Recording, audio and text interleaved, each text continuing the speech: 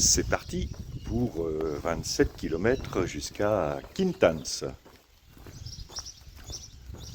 Le temps est toujours beau, ça commence à se couvrir un peu. Il fait un petit peu frais ce matin.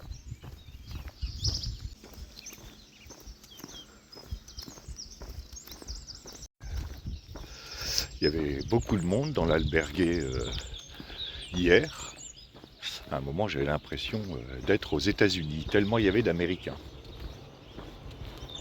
Là, j'ai laissé tout le monde partir devant. Il doit y en avoir deux derrière moi. Et je vais essayer de profiter de ces moments de calme.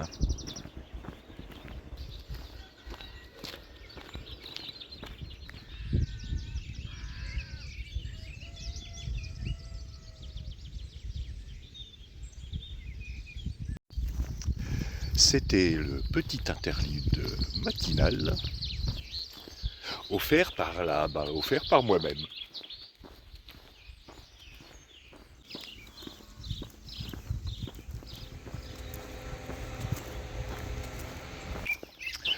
Je viens de recevoir des nouvelles de Gabriel et son pied va mieux, et ça c'est plutôt cool. Par contre, il a passé une des pires nuits de son chemin dans une alberguée bondée de tourigrino avec force ronflement, départ bruyant à 4h30 du matin. Il m'a envoyé une photo où on voit le hall de l'albergué littéralement rempli de valises à roulettes.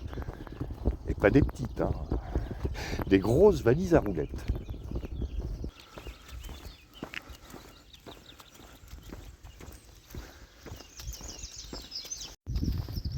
Ça fait déjà pas mal de gens que je croise et qui marchent dans l'autre sens. Alors que dans la tradition jacquère, on commençait pas à Fisterra et plus tard à Muxia, mais on finissait à Fisterra et plus tard Muxia et Fisterra. Donc normalement, même si on fait Fisterra, Muxia, Santiago de Compostela, on ne devrait pas avoir la crédentiale, puisque c'est pas conforme à la tradition jacquère. Je dis ça parce que les autorités ecclésiastiques qui valident le fait d'avoir ou non une Compostela en fonction des itinéraires n'ont pas validé le certificat de distance d'une pèlerine qui était partie de Vézelay jusqu'à Saint-Jean-Pied-de-Port, puis avait fait 5 ou 6 jours de liaison dans les Pyrénées jusqu'à Irún et pris le Camino del Norte. Tout simplement parce que entre Saint-Jean-Pied-de-Port et Irún, c'était pas un chemin officiel. Alors que elle était bien allée à Saint-Jacques en partant de Vézelay, ce qui représente quand même quasiment 2000 bornes en passant par le Camino del Norte.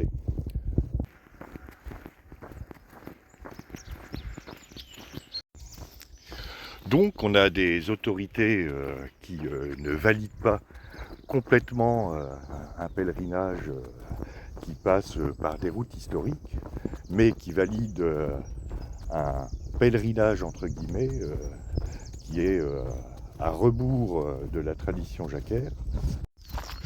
Du coup, cette partie vers Fisterra est en train de se transformer en clone des 100 derniers kilomètres de Sarria à Saint-Jacques, avec toutes les dérives touristiques, mais derrière il y a des gros intérêts économiques en jeu. Et du coup, les autorités ecclésiastiques qui valident et qui semblent assez pointilleuses sur certains itinéraires qui pourtant sont tracés historiquement, ferait bien de recoller à la tradition si elles veulent rester cohérentes.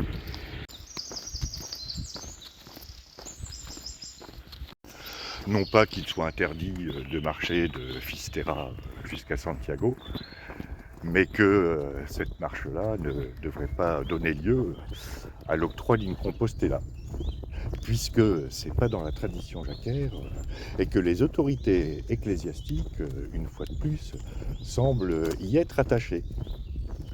Et là, je crois que ce sont les marchands du temple qui ont gagné. Donc les évêques, faudrait peut-être retourner au séminaire.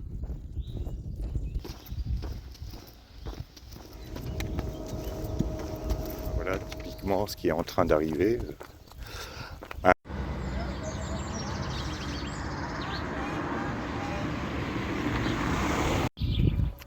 Quand je parle de dérive due à la surfréquentation par les tourinos, ben ça c'en est une illustration.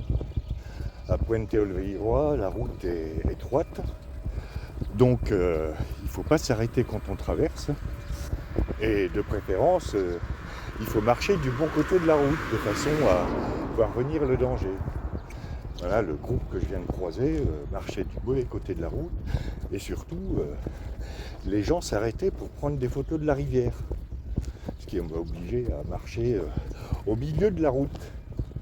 Et les voitures arrivent vite ici.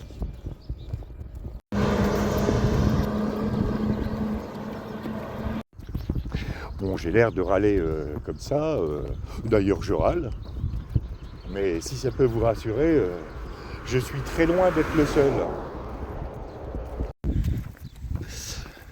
Voilà, j'arrive à Olveiroa, qui était l'une de mes étapes d'il y a 3 ans. Ensuite, il va falloir que je monte en face, et puis ça redescendra. Et je m'étais arrêté ici.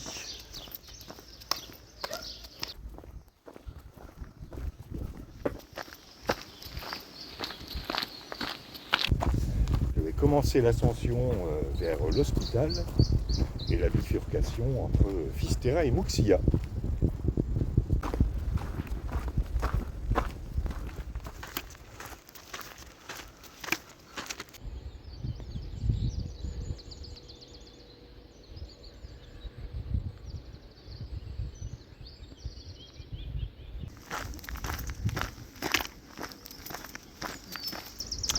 Bon, il va peut-être falloir que je parle des Wisigoths, parce que mine de rien, je m'approche de la fin de ce chemin.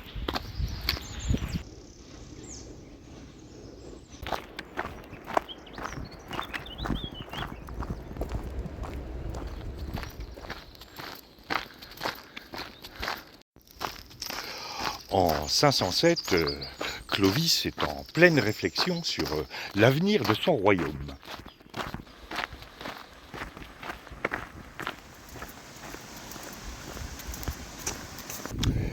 Il réunit donc les magnats de son royaume, autrement dit tous les gens qui comptent, et ensemble ils entament une séance de brainstorming, de tempête de cerveau, de réflexion intense. C'est-à-dire le contraire de ce qui se passe quand Donald Trump réunit son cabinet.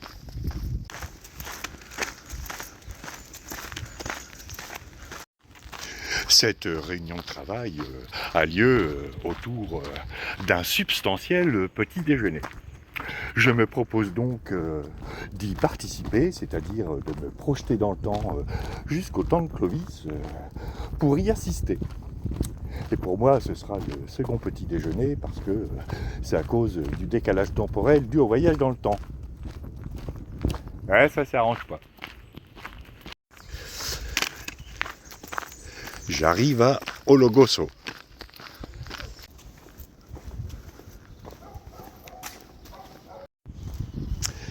Bien, après cette pause second petit déjeuner, il est temps de repartir. Il me reste à peu près 17 km à faire. Salut les chats.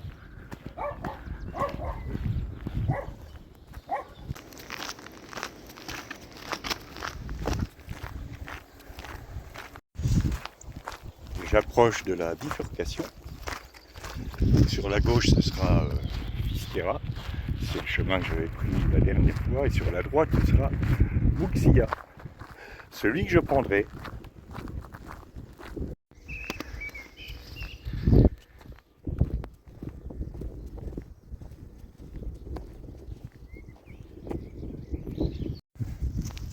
Ça fait le deuxième étal que je vois au pied d'une borne avec la même écriture, mais deux histoires différentes.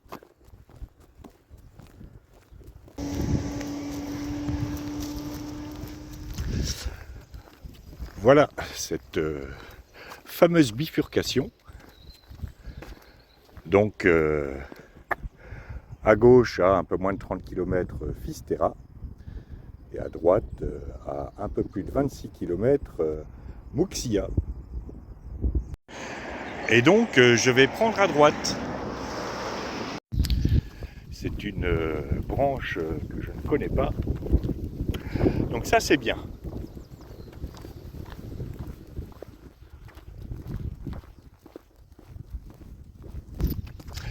C'est pas tout ça, mais où en est-on de ce brainstorming chez les Francs?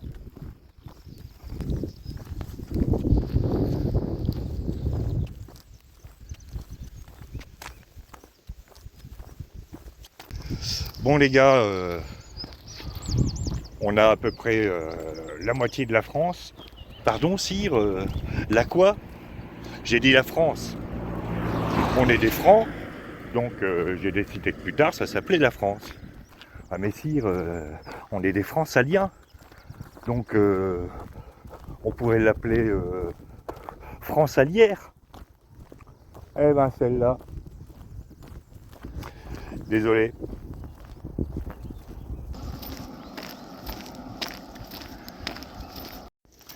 Bon les gars, quand vous aurez fini de faire des jeux de mots à 2 francs, on pourra peut-être parler sérieusement.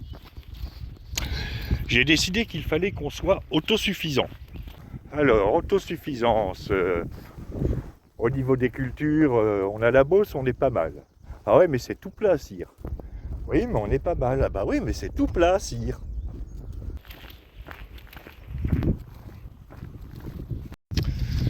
Niveau élevage, ouais, pas trop mal non plus. Niveau boisson, par contre, on est peut-être un peu juste. On a bien un petit vin typique du côté de la Champagne, mais perso, moi, ça me tourne la tête et ça me donne des gaz.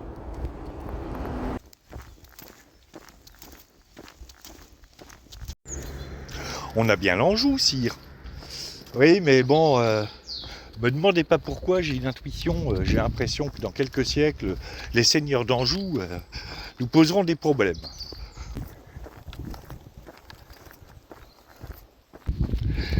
Ce qu'il nous faudrait, messieurs, c'est conquérir des territoires où on mange bien et on a du bon pinard. Parce que, je sais pas si vous avez essayé de manger du saucisson de la Beauce, c'est pas terrible. Donc il nous faut l'Auvergne. La suite, après la descente raide.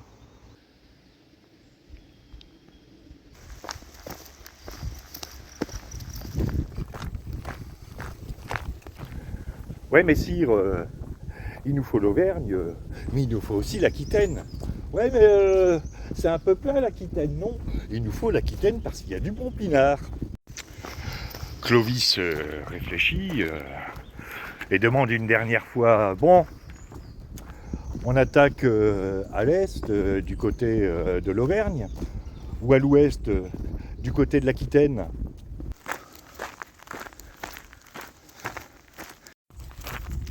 Vous savez, sire, vu que le conteur de l'histoire est complètement à l'ouest, ce serait bien d'expédier ça vite fait, non? C'est pas faux.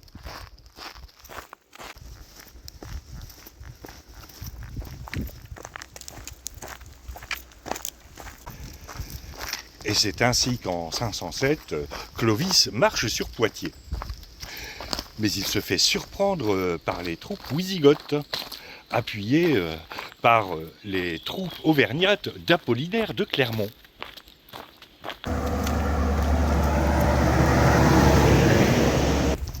Et c'est ainsi qu'en 507, Clovis marche sur Poitiers. Mais il se fait surprendre par les troupes wisigothes, troupes d'Aquitaine, mais aussi le contingent auvergnat des troupes wisigothes, dirigé par Apollinaire de Clermont. Apollinaire de Clermont, c'est le fils de Sidoine Apollinaire, le célèbre poète, mais aussi évêque. Fils d'évêque. Dis donc, Sidoine, ça ne suffisait pas le catéchisme?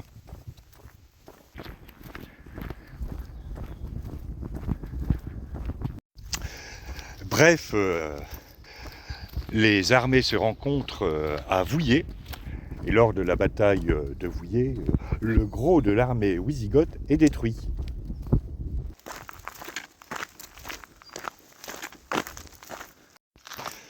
C'est au cours de cette bataille de Vouillers que le roi wisigoth Alaric périt, selon les sources, des propres mains de Clovis.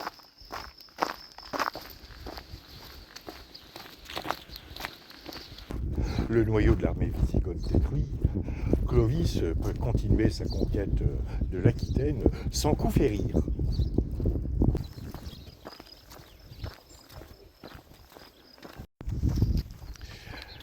La cour wisigothe se réfugie à Narbonne.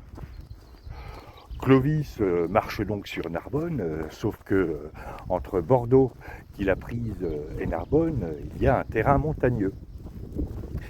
Et Clovis doit assiéger en premier lieu Carcassonne.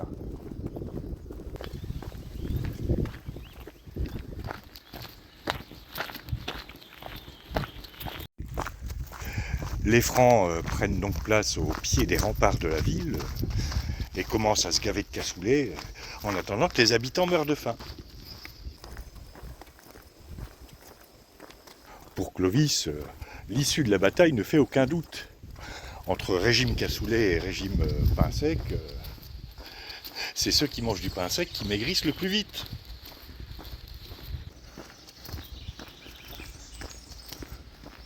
C'était cependant sans compter sur l'arrivée des Ostrogoths, qui, jaillissant d'Italie, traversant la Provence, arrivent à la rescousse de leurs cousins wisigoths et chassent les Francs de Carcassonne. Les Francs sont donc obligés de se retirer et pour empêcher les Ostrogoths de conquérir les territoires qu'ils ont gagnés en Aquitaine, ils érigent des places fortes un peu partout. Je sais pas vous, mais ce siège de Carcassonne m'a donné faim. Je vais peut-être faire une petite pause, troisième petit déjeuner.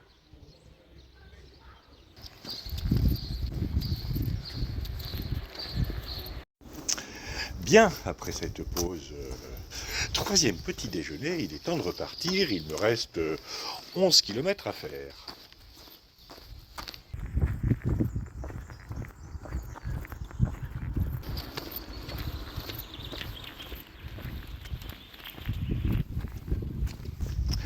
Les Wisigoths se sont réfugiés à Narbonne et en Septimanie, ce qui correspond à l'actuel Languedoc. Et parallèlement, Thierry, le fils de Clovis, mène une campagne de conquête à l'est, du côté de l'Auvergne et des contreforts du Massif central. Dans cette campagne, il est aidé par les Burgondes. Les Burgondes de Sigismond. Sigismond, qui est le fils de Gondebaud. Par un prénom.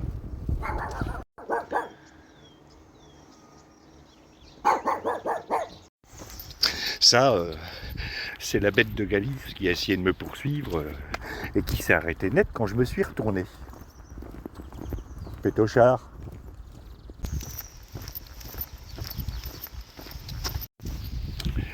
Bref, dans cette conquête de l'Auvergne, les Francs sont aidés par les Burgondes. Oui, mais attends, avant, les Burgondes, ils aidaient les Wisigoths contre les Francs.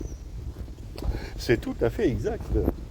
Mais il se trouve que Sigismond s'est converti au catholicisme, alors que les Wisigoths, eux, sont des chrétiens ariens.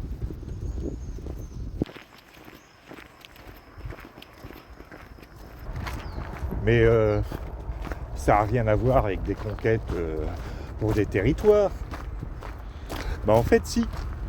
À cette époque, la religion est très importante.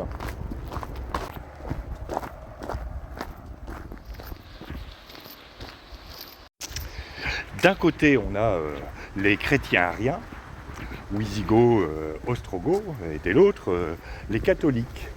Donc l'arianisme et le catholicisme sont deux doctrines de l'Église chrétienne. En gros, ils sont d'accord sur l'essentiel et essentiellement pas d'accord.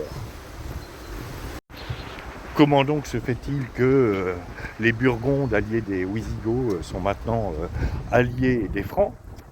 Eh bien tout ça, vous le saurez après la côte.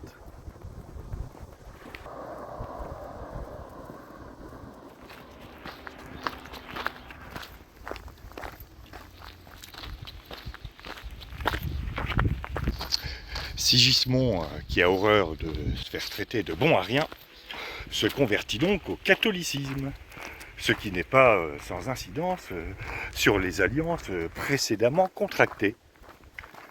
Déjà que c'était compliqué.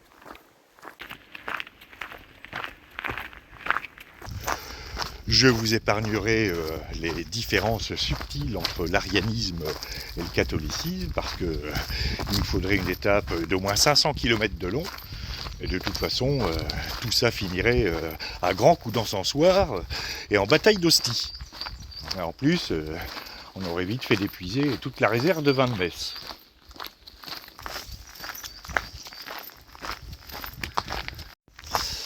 Bref, toujours est-il qu'alliés aux Francs, les Burgondes tentent d'envahir la Provence, font le siège d'Arles, mais sont repoussés par les Ostrogoths. Ils réussissent quand même à prendre Narbonne et la Septimanie, qu'ils se feront reprendre plus tard par les Ostrogoths, qui ont décidé d'aller voir du côté de l'Espagne.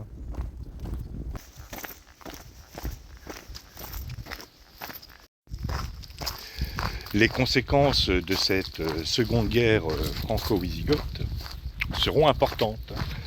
Les Wisigoths se replient pour la plupart en péninsule ibérique, mais resteront plusieurs siècles en Septimanie, dont je rappelle qu'elle a été libérée par les Ostrogoths et rétrocédée aux Wisigoths.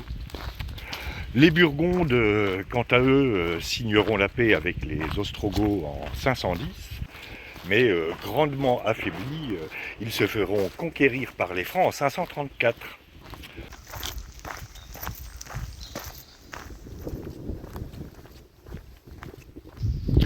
Qu'en est-il pour les Francs?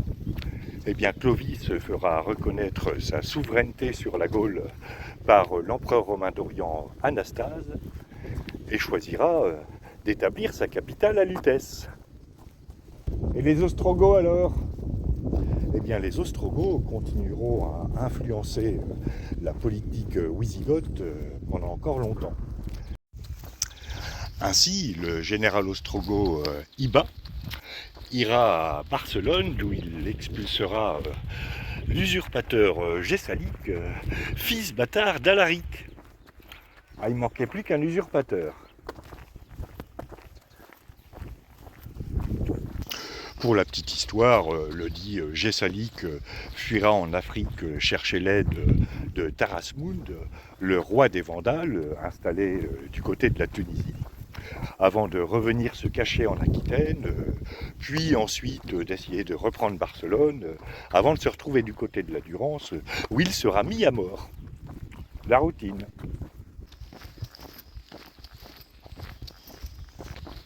Une fois l'usurpateur chassé, c'est donc Amalaric, le fils légitime d'Alaric, qui sera proclamé roi des Wisigoths, sous la tutelle de son grand-père Théodoric le Grand, qui est un Ostrogoth.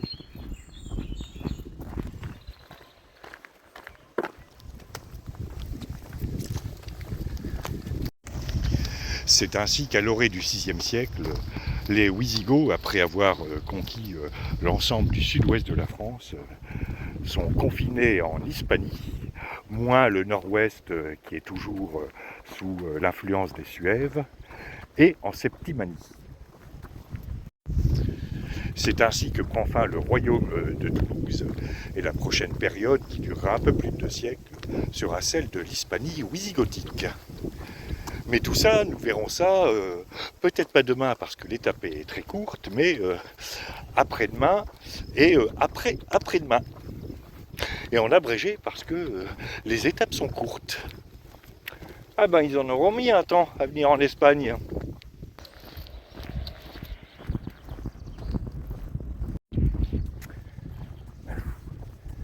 Ça m'a donné faim toutes ces conquêtes. Je me ferais bien une pause banane.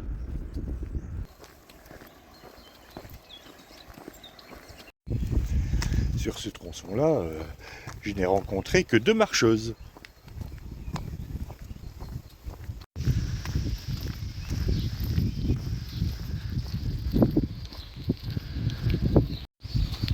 Allez, pause banane.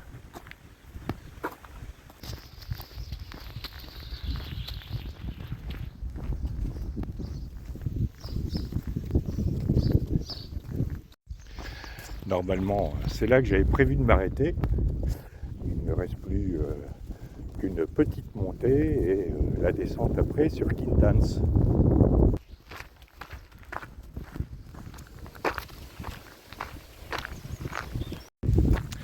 À la question est-ce que les eucalyptus sont replantés une fois qu'on les a arrachés, la réponse est oui.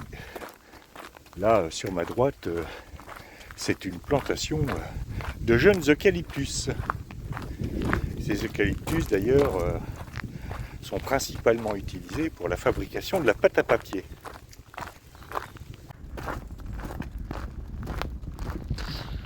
Voilà, je vais entamer ma descente sur Quintans, qui doit être à 2 km à peu près.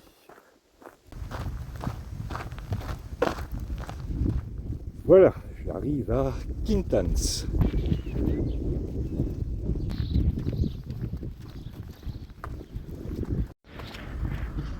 Et il ne reste plus qu'à trouver Pension Plaza.